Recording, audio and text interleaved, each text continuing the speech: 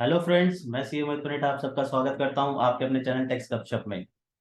Income tax द्वारा एक notice issue करा गया जो काफ़ी ज़्यादा फ्लोट भी हो रहा है, जिसमें प्रोफेशनल की इंफॉर्मेशन भी डिमांड करी गई है।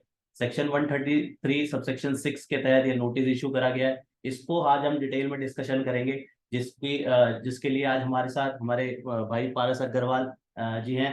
तो इसमें हम पारस भाई के भी व्यूज चाहेंगे कि क्या ये नोटिस, कितना इसमें जो इन्फॉर्मेशन डिमांड करी गई है उसको कैसे किस तरीके से फ्लोट किया जाएगा, और मेजरली हमें किन बातों का ध्यान रखना है। अब रिटर्न का सीजन आ गया है। अब हमें अपने इनकम टैक्स रिटर्न में हम ज्यादातर टाइम जो है डिवोट करेंगे जून जुलाई, राइट, और उसके बाद ऑडिट के लिए प्रिपेयर होंगे।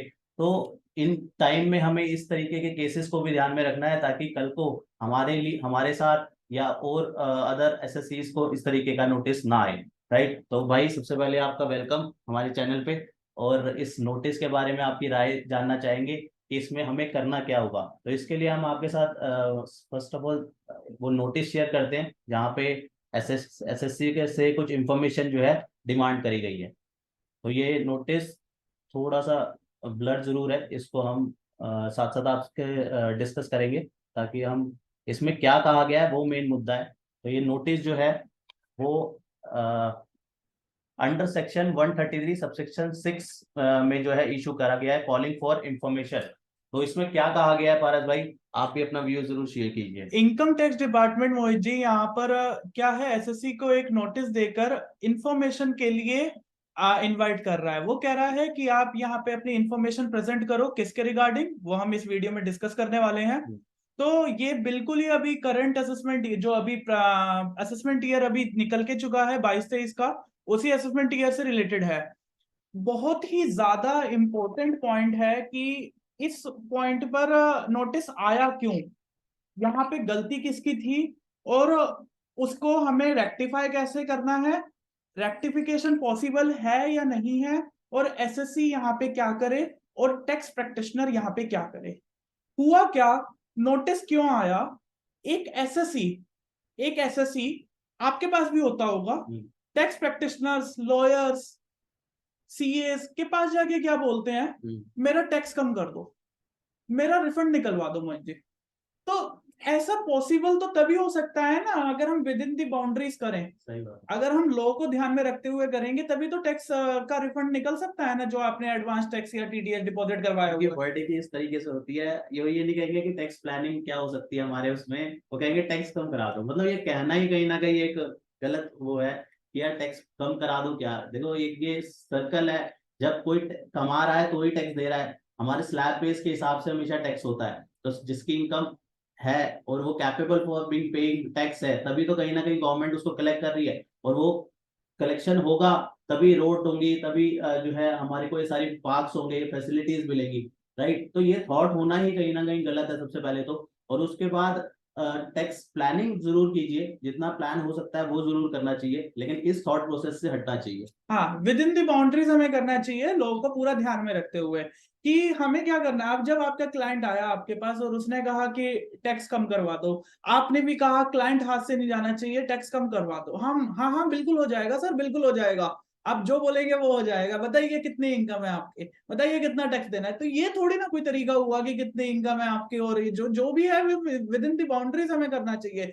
अब प्रेजेंट केस में क्या हुआ, एसएससी ने सारी की सारी डिडक्शन, मतलब जितनी पॉसिबल हो सकती थी डिडक्शंस क्लेम करी हुई हैं, एग्जम्पशंस क्लेम करी हुई हैं सेक्शन नंबर 10 में और सेक्शन नंबर 24 में। तो हाउस प्रॉपर्टी 24 में भी करी हुई है। तो मतलब जितनी उसको लगा कि भाई पॉसिबल हो सकती है, जितना उसके टैक्स प्रैक्टिशनर को लगा कि भाई हम यहाँ पे डिडक्शन इनको दे सकते हैं, सब जो है आईटीआर में उन्होंने फिल कर दी। एटीसी में उन्होंने 1.5 लाख की डिडक्शन दिलवा दी, एटीई एजुकेशन लोन में 60,000 40,000 की होगी, ये 40,000 की डिडक्शन दिलवा दी, और सीसीडी में दिलवा दी, और एटीटीटीए में दिलवा दी। मतलब मैक्सिमम पॉसिबल जिसमें जो जो भी हुई वो दिलवा दी।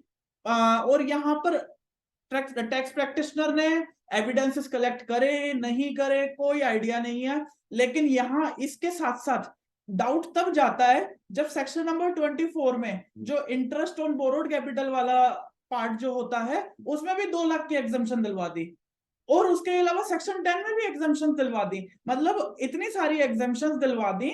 तो उसके रिस्पेक्ट में अब इनकम टैक्स डिपार्टमेंट का कहना यह है कि जब आप इतनी डिडक्शंस ले रहे हो, डिडक्शंस ले सकते हो अगर आप विद इन दी बाउंड्री चल रहे हो तो आप डिडक्शन ले सकते हो, लेकिन आप उसके एविडेंसेस तो प्रेजेंट करो ना।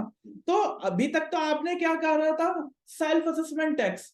हमारा जो इनकम टैक्स बेसिस है वो सेल्फ असेसमेंट टैक्स के ऊपर चलता है। तो हमें क्या करना है, अपने टैक्स को खुद एसेस करना है, रिटर्न फाइल करनी है, टैक्स डिपॉजिट करवाना है, रिटर्न फाइल करनी है और वेरीफाई करवानी है, दैट्स इट, है ना। और उसके बाद जो है इंटीमेशन वगैरह आती है, वो ये प्रोसेस चलता है सेल्फ असेसमेंट टैक्स का। लेकिन 133 सबसेक्शन नंबर 6 में इनकम टैक्स डिपार्टमेंट के पास ये पावर है कि आपके पास आपसे इंफॉर्मेशन मंगवा सकते हैं कि किस बेसिस पे आपने ये कैलकुलेशन करी थी। तो उसी बेसिस पे इस नोटिस के अंदर इंफॉर्मेशन मंगवाई गई है कि आपने ये कैलकुलेशन जो करी है उसके एविडेंस आके दिखाइए। और सबसे बड़ा मुद्दा इस नोटिस में क्या है, जिसने आपकी हेल्प करी हो उसके भी उसका नाम और उसकी डिटेल्स लाइए। मतलब यहाँ पे क्या कहना चाह रहा है, आप बात को ध्यान से समझिएगा कि आप अगर आपने अपनी रिटर्न खुद फाइल करी है तो आप गलत हैं। अगर आपकी किसी ने हेल्प करी है, चाहे वो एडवोकेट हो, चाहे वो टैक्स प्रोफेशनल हो, चाहे वो सीईओ या एनी अदर पर्सन जिसने आपकी टैक्स फाइलिंग में हेल्प करी है, मतलब जिसको आपने कहा है कि भाई मेरा रिफंड निकलवा दो या मेरा टैक्स कम करवा दो, उसकी भी डिटेल्स लाओ। तो ये जो टेबुलर रिप्रेजेंटेशन आप देख रहे हैं ना स्क्रीन पे जो नोटिस के अंदर आई है, ये एक फॉर्मेट दिया हुआ है इनकम टैक्स डिपार्टमेंट की तरफ से कि जिसने भी आपकी हेल्प करी है उसका नाम बताओ, उसका कंप्लीट एड्रेस दो, उसका मोबाइल नंबर, ईमेल आईडी। क्या आपने उसको डॉक्यूमेंट्स प्रोवाइड करे थे जब उसने आपकी रिटर्न फाइलिंग करी, जब उसने आपकी रिटर्न तैयार करी और फाइलिंग करी, तब क्या एसएससी ने उस डॉक्यूमेंट्स दिए थे कि इन बेसिस पे जो है मेरा डिडक्शन करवाना है। देखो बात को ध्यान से समझिएगा, अगर आपने डॉक्यूमेंट्स दिए थे तो आप डिपार्टमेंट में भी प्रेजेंट कर सकते हैं डॉक्यूमेंट्स को, और उसमें फिर उस टैक्स प्रैक्टिशनर की भी गलती नहीं है। लेकिन अगर आपने डॉक्यूमेंट्स नहीं दिए और टैक्स प्रैक्टिशनर ने तब भी डिडक्शन क्लेम करी है, तो वो टैक्स प्रैक्टिशनर की वहां पे गलती आती है। तो वहां पे उस प्रोफेशनल को ये देखना होता है कि हमारे पास सारे एविडेंस होने चाहिए, प्रॉपर एविडेंस होने चाहिए, हमें कोई भी जो डिडक्शन क्लेम करनी है वो फेक डिडक्शन नहीं क्लेम करनी है। तो आप अगर आप एसएससी हैं, अगर आप खुद अपना टैक्स पे कर रहे हैं, तो आप इस चीज का ध्यान जरूर रखिए कि आप सारे डॉक्यूमेंट्स आप अपने प्रोफेशनल को दीजिए। और अगर आप जो है टैक्स फाइलिंग करते हैं, आप अगर उस प्रोफेशन में एंगेज्ड हैं जिसमें आप टैक्स फाइलिंग करते हैं, तो आपकी ये ड्यूटी बनती है कि आप अपने क्लाइंट से सारे के सारे डॉक्यूमेंट्स कलेक्ट करें और उनको ये जो है बात ना कहें कि मैं तुम्हारा टैक्स बचवा दूंगा बिना किसी बेसिस पे।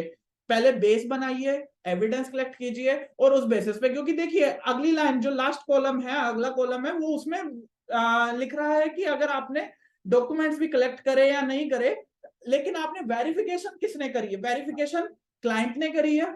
जो आपके पास आईटीआर फाइलिंग के बाद ओटीपी आता है या आप साइन करके उसको बेंगलुरु भेजते हैं, आईपी एड्रेस से भी पता लग जाता है आधार कहाँ पे हाँ वेरीफाई हुआ है, वो तो पता उसकी लग जाता है, लोकेशन हाँ। पता लग जाएगी। लेकिन बात यह है कि एक चीज ये होती है कि भाई आपसे ओटीपी पूछा, आपने ओटीपी दे दिया, एक तो वो वाला केस है कि प्रोफेशनल ने अपने आप देख लिया। एक होता है कि पहले आपने पूरी कंप्यूटेशन देखी, समझी कि हाँ ये ठीक है, मेरी तरफ से ओके है, इसको वेरीफाई कर दो, ये फाइलिंग मेरी तरफ से ओके, इसको वेरीफाई कर दो। तो ये आपको जरा, आप दोनों ही रिस्पेक्ट में आपको इस चीज का बहुत ज्यादा ध्यान रखना है। तो मोहित जी आप इसमें अगर कुछ क्वेश्चंस पूछना चाहेंगे तो वो आप क्या पूछना चाहेंगे? एक तो ना ये है कि जैसे क्या होता है, कई बार एसएससी ना लिख के दे देता है, कहता है मेरी एटीसी में इतनी डिडक्शन है वो कौन सी डिडक्शन है वो लिख के पेपर में दे देगा, पेपर में लिख के दे देगा आप इसमें इतने डाल दो, या फिर खाली फॉर्म 16 दे देगा, कहेगा फॉर्म 16 के ब्याह पे वहां से ले। फॉर्म 16 बेसिस नहीं होता। हाँ, फॉर्म 16 की तैयारी कैसे होती है? फॉर्म 16 वो डॉक्यूमेंट है जो प्रिपेयर होता है आपके द्वारा दिए गए डॉक्यूमेंट्स आपके एम्प्लॉयर को। तो आपका एम्प्लॉयर क्या करता है, वो डॉक्यूमेंट्स, वो डेटा को फिल करता है, टीडीएस डिडक्ट करते टाइम और टीडीएस डिपॉजिट करते टाइम आपका वो डेटा को फिल करता है वहां पे कि इस रिस्पेक्ट में इतनी डिडक्शन, इस रिस्पेक्ट में इतनी डिडक्शन, ये आपकी नेट टोटल इनकम आई और इतना आपका टैक्स बना। तो ऐसे करके वो फॉर्म 16 प्रिपेयर होता है। लेकिन एम्प्लॉयर को आपने डेटा दिया ही नहीं होगा, या आपने डेटा दिया होगा तो वही डेटा को आप सीए को भी दो, आप अपने प्रोफेशनल को भी दो। तो फॉर्म 16 के बेसिस पे आप इसको प्रिपेयर ना करें। हमेशा एविडेंसेस लेने जरूरी हैं, ये नहीं है कि आप उसने एसएससी ने आपको जो बताया आपने वो ही ले लिया। आपके पास क्या प्रूफ है? ये देखो ना, यहाँ पे सेकंड पॉइंट में उसने, पॉइंट नंबर थर्ड पे सॉरी, उसने सारी चीजें मांग ली ना, नेम मांग लिया, एड्रेस मांग लिया, मोबाइल नंबर मांग लिया, डॉक्यूमेंट प्रोवाइड किए थे नहीं किए थे, वेरीफाई किसने किया था, सारी डिटेल मांग ली। तो अपने आप को भी एज अ प्रोफेशनल सिक्योर करके चलना है, और एसएससी को भी ध्यान रखना है इन बातों हाँ, का। ऐसा एसएससी को भी ध्यान रखना है। हाँ। और एक और पॉइंट इसमें नोटिस में मेंशन किया है, जब आप आईटीआर फाइलिंग करते हैं तो आपने देखा होगा उसमें फर्स्ट पेज जो जनरल इंफॉर्मेशन का होता है जिसको पार्ट ए बोलते हैं, उसमें क्या होता है, आपसे ईमेल आईडी और मोबाइल नंबर मांगा जाता है और उसी पे ओटीपी वेरिफिकेशन होता है फिर आपका। तो जो है आपसे जब मोबाइल नंबर और मतलब आपके पास जो मैसेजेस आते हैं कि आपकी आईटीआर फाइलिंग हो गई है, वो उसी फोन नंबर पे आते हैं। तो जो है आपकी फोन नंबर और ईमेल आईडी जो आपने मेंशन करा है वो आप जरूर ध्यान दें कि वो किसका मेंशन है। अगर वो आप प्रोफेशनल हैं और आप अपना मेंशन कर रहे हैं तो फिर यहाँ पे ये माना जाएगा कि आपका कुछ ना कुछ उसमें इंटरेस्ट है, आपका उस एसएससी से या उस एसएससी के बिजनेस में कुछ ना कुछ इंटरेस्ट है, और आपने अगर गलती एसएससी की भी होगी तब भी आपने उसका सपोर्ट करा है, क्योंकि आपने उसमें अपना कुछ ना कुछ इंटरेस्ट दिखा दिया अपना फोन नंबर और ईमेल आईडी को मेंशन करने के बाद। देखो भाई, कहीं ना कहीं ऐसा है कि हमें एज अ प्रोफेशनल अगर हम बात करें, तो हमें अपनी जिम्मेदारी समझनी है। हम अपने एसएससी से डॉक्यूमेंट मांगने हैं, ठीक है, आपने उससे प्रोफेशनल जो चार्ज है आपकी सर्विस के वो कलेक्ट करने हैं। देखो, डॉक्टर भी अपनी प्रोफेशनल सर्विस देता है, अपने उस हिसाब से चार्ज लेता है, ठीक है ना। हम भी उसी तरीके से प्रोफेशनल एक्ट कर रहे हैं, तो हमें ये सारी चीजें एविडेंसेस कलेक्ट करने हैं। हम अपनी साइड से भी सिक्योर होकर चलेंगे, जब अगर हमारे पास, जैसे इसमें यहाँ पे डिटेल डाल के जिसकी दे दी रिप्लाई करेंगे, अगर उसके पास प्रॉपर एविडेंस है, कल को उसके लिए कोई दिक्कत है? कल को कोई दिक्कत नहीं आएगी, उसके बाद प्रॉपर चीजें हैं, उसने मांगी है। और इस तरीके से अगर आप कल को, जब आपने उस हिसाब से जो एविडेंसेस आए उस हिसाब से आपने कंपटीशन बनाई, आप उसको मेल पे दीजिए, वो उसको कंफर्म करेंगे, उसको पूरा चेक करेंगे, उसमें कोई डेविएशन वगैरह रखती है, आप प्रॉपर जो है जितना भी आपके कम्युनिकेशन हो रहा है मेल के थ्रू कीजिए, रिकॉर्ड एक तैयार हो गया वहां पे, कल को आपके काम आ सकता है। तो ये चीजें डे बाय डे जो है जरूरी होती जा रही है। वो टाइम चला गया जब इस तरीके से जो ये मैल प्रैक्टिसेस होती थी, ये सब चीजें आज एसएससी को भी ध्यान में रखनी है चीजें, और प्रोफेशनल को भी ध्यान में रखनी है, दोनों को ये चीजें बहुत ज्यादा ध्यान में रखनी है। अब जो है डिपार्टमेंट बहुत ज्यादा एक्टिव हो गया इन सब चीजों के लिए। पहले ये चीजें इतनी उस तरीके से यूज टू नहीं थी, अब टेक्नोलॉजी इतनी एनहांस हो चुकी है कि ये बहुत डे बाय डे, और कितनी चीजें ऑटोमेटिकली जो है नोटिस इशू हो जाते हैं, ठीक है ना, वो सिस्टम ड्रिवन होते हैं, वहां पे कुछ मिसमैच निकल के आया, आपके पास नोटिस आ गया, ठीक है ना। तो वहां पे उसका फिर इवेल्युएट कीजिए, जैसे जीएसटी में भी कई बार हम देखते हैं।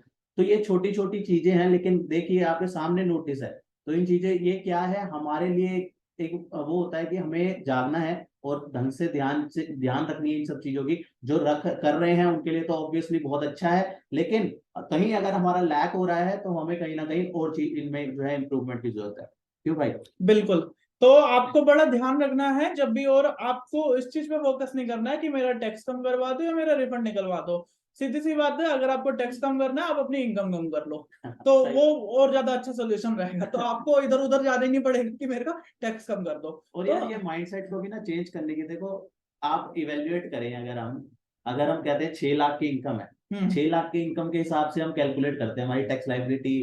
चलो अब तो 7 लाख वाला हो गया, चेंजेस आ गए, ठीक है। अब उस हिसाब से हम कैलकुलेट करें, हमारा जो टैक्स अमाउंट होगा डिवाइड बाय हमारी इनकम इंटू 100 करेंगे, तो उसकी परसेंटेज काफी कम होगी, हाँ, ठीक है ना। अगर हम उतने परसेंट, आप देखो ना बहुत कम बनेगा वो अमाउंट, ठीक है ना। कोई ज्यादा 10 लाख से ऊपर कर रहा है, ठीक है, उसका 30% ब्रैकेट हाँ, चला गया, उसका वो अमाउंट जाएगा। लेकिन अगर जो 7 लाख 8 लाख 9 लाख उसकी उसके है, परसेंटेज वो नहीं उसकी आती है, बहुत कम परसेंटेज ऑफ बहुत टैक्स कम है आती यार। है इतना लगभग। इतना कमा रहे हो तो इतना कंट्रीब्यूट, आई थिंक, मतलब मेरा अपना, आप भी शायद एग्री करोगे, बिल्कुल सही ये बात है, यार ये बनता है कहीं ना कहीं। देखो बिल्कुल सही ये भी बात तो है। फैसिलिटी, आप आज मॉर्निंग वॉक करने पार्क में जाते हो, आपकी हेल्थ भी तो अच्छी हो रही है ना। एक हाँ, एक रिवर्ट बैक भी तो कहीं ना तो वो कहीं, पार्क को कौन मेंटेन कर रहा है? हाँ, रिवर्ट बैक कहीं ना कहीं हमारा एक फर्ज भी बनता है कहीं ना कहीं, बिल्कुल सही बात है, कि तो ये चीजें कहीं होना चाहिए यार, वो थॉट प्रोसेस अब होनी नहीं चाहिए। बिल्कुल। और कभी किसी एसएससी को भी नहीं ऐसा कहना चाहिए कि यार टैक्स कम करा दो, टैक्स है, कमा रहे हो तो ही टैक्स दे रहे हो ना, अगर नहीं है यार बिलो द टैक्स है तो गवर्नमेंट भी तो टैक्स नहीं दे रही ना कहीं ना कहीं। तो ये चीजें सही है, देखो इसको ब्रॉडर सेंस में सोचने की जरूरत है। बिल्कुल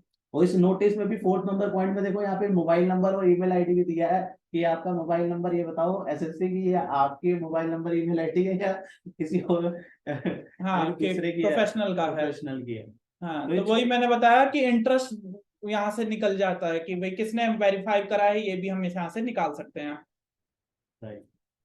तो ये बहुत ही इम्पोर्टेंट चीज है, हमें बहुत इम्पोर्टेंट लगा इस पे डिस्कशन करना, और पारस भाई की हमें हेल्प मिली इसको डिस्कशन करने में। पारस भाई, हम और भी मुद्दों पे चाहेंगे, आप अपना बिल्कुल। सजेशन दीजिए, ताकि जो है, क्योंकि नॉलेज शेयरिंग, क्योंकि कुछ व्यूज मेरे हो सकते हैं, कुछ भाई के होंगे, कुछ आप लोग कमेंट बॉक्स पे बताएंगे, तो क्या होगा, सबकी नॉलेज एनहेंस हो रही है। जो उस कमेंट बॉक्स को पढ़ रहा है, कोई वीडियो देख रहा है, उसकी भी नॉलेज बढ़ रही है। तो हम सबकी नॉलेज और बढ़ाना इस टाइम पे बहुत ज्यादा जरूरी है, इन सब चीजों को अवेयर होना बहुत ज्यादा जरूरी है। बाद में कॉन्सिक्वेंसेज फेस करना फिर बहुत ज्यादा मुश्किल हो जाती है। राइट, एक प्रोफेशनल अपने चार्ज ले रहा है उसके लिए, लेकिन अगर उसके ऊपर यही सारी प्रॉब्लम्स आ गई, तो कहीं ना कहीं उसके लिए मेंटल प्रेशर कितना पड़ेगा।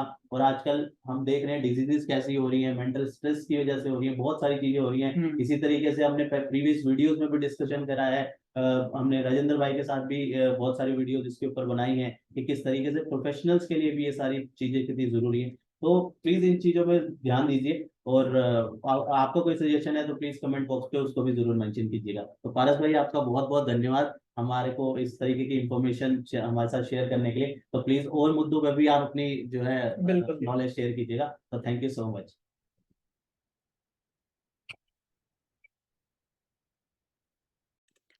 होप आपको ये इन्फॉर्मेशन पसंद आई होगी, तो इसे लाइक कीजिए, शेयर कीजिए। रेगुलर अपडेट्स के लिए आप हमारे चैनल को सब्सक्राइब करें। नोटिफिकेशन बेल आइकन को प्रेस करना ना भूलें, ताकि जैसे ही नया अपडेट डालें आपको वो इमीडिएटली मिल जाए। Thanks for watching.